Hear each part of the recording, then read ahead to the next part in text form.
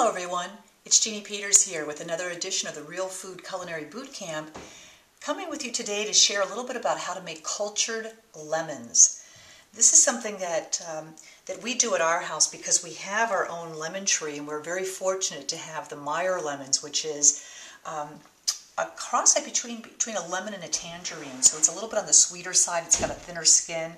But I make a combination of either Moroccan-style lemons, which in here I've got a number of different spices like cinnamon and cloves and garlic and juniper berries. And then I do also just a thin-skinned lemon with just herbs and garlic.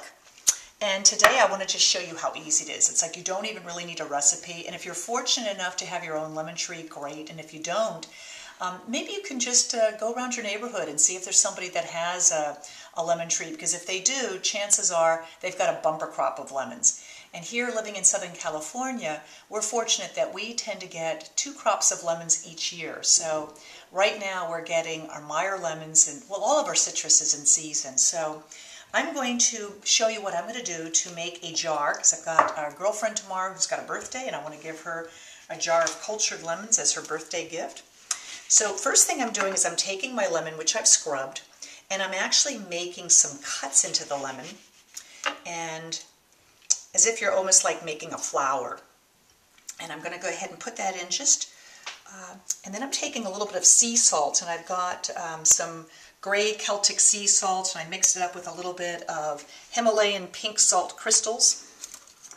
Nothing special, I just decided to use a combination, but there's no reason you couldn't just use any kind of, your flavored sea salts, and there's so many of them right now. It's kind of fun. I mean, it's really exciting to see how salts have become such a big culinary item. So I just put my salt there, and then I'm also going to add 2 tablespoons of salt to my jar. And the next process is just literally to go ahead and put my lemon in here, and then I'm going to add a couple more. So I've already opened up and quartered these. And you can see I didn't go all the way through. Like I said, I just opened it up just so I can put the salt inside of here. And that salt is really working as a preservative. But in addition, we're going to add a little bit of whey. So I'm going to just stuff that down, and I can put probably 1 more in there. And I think I might just put 2 on each side. So we're going to just add a little bit more salt here. And put 1 on this side. Then I'll take this one. Now, when you go ahead and let this ferment for about a week on your shelf and then put it into a dish, you're not going to get the salt. You're going to rinse some of that off. So you're not going to be getting a lot of salt. So if some of you are actually concerned and you're on a low salt diet, don't be worried. This is going to work out just fine, and I'll show you how. Now, the other thing I did is I just actually took some of the lemons, and I went ahead and just squeezed them. So I'm just going to pour that lemon juice right on top, almost all the way up to the top here. And then to that I'm going to add like 2 teaspoons of my whey. And if you've been with me before, the way that I get my whey is that I actually have allowed yogurt that I've made to sit into a coffee filter. And then I've extracted the whey from this. So I keep this in my refrigerator, and I can use it throughout the week in various recipes. So I'm going to just put 2 teaspoons of that in, 1 or 2 teaspoons. And now the fun part is, if I had somebody who I know really didn't like things very spicy, then I would just put my top on and let it sit for a good 3 to 4 days. Let it ferment, it'll start to bubble. And then I can put it in my refrigerator and keep it for about 4 weeks. Excuse me, keep it for about 4 to 6 weeks, and then just use it just as I desire. And in fact, what am I saying? 4 to 6 weeks. It could actually be used for probably a couple of months. I've had them, but I use mine so rapidly. This particular friend of mine loves things that are spicy, so I want to show you a couple of things I'm going to add in here. I've got a cinnamon stick. I'm going to make this Moroccan style, so all these spices are going to ferment and increase their flavor. So we've got the cinnamon stick. I've got a couple of cardamom pods, and cardamom just has this wonderful floral, spicy taste. It's used a lot in Indonesian dishes and Moroccan dishes and Indian dishes and Middle Eastern cuisine. I've got a couple of cloves, and then finally I'm going to put a couple of juniper berries in here.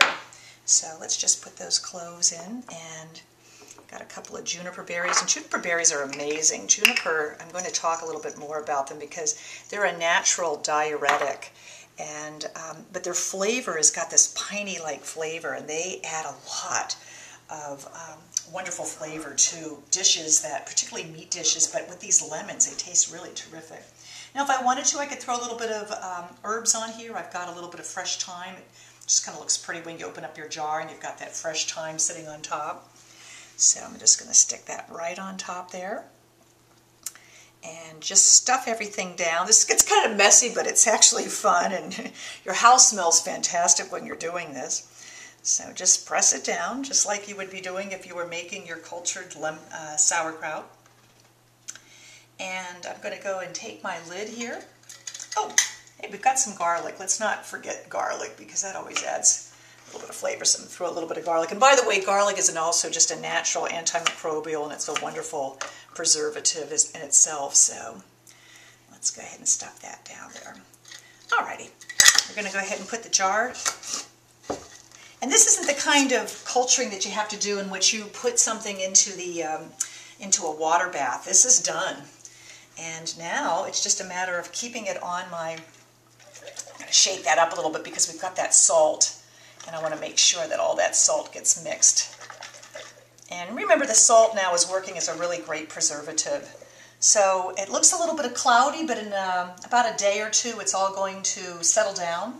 And you can just keep this on your shelf, like I said, for about 3 days, and then put it in your refrigerator, and you've got a great condiment that you can use over the next, 6 to 8 weeks. So enjoy. And just to show you a little bit about the one that I've got done here, once these have been preserved, you really don't see the salt on here. You can rinse this off, but honestly, it's just a little bit, gives an amazing flavor. And one of the ways that I like to use it is oftentimes when I'm making my tapenades or I'm making my pestos, I'll just put a little piece in to give that bright, lemony, sharp flavor. I've used it in chicken. I've used it when I'm making lamb dishes. I put it into my salads. You have so much creativity that you can do, and the wonderful thing is you get to bring that fantastic spring sunshine into your dishes throughout the whole season. So enjoy. Make up a jar, and if you do, make up a jar for the person who maybe shared their lemons with you. They'll most appreciate it. It's a great way to go ahead and take advantage of the season's bounty. Stay tuned for another edition.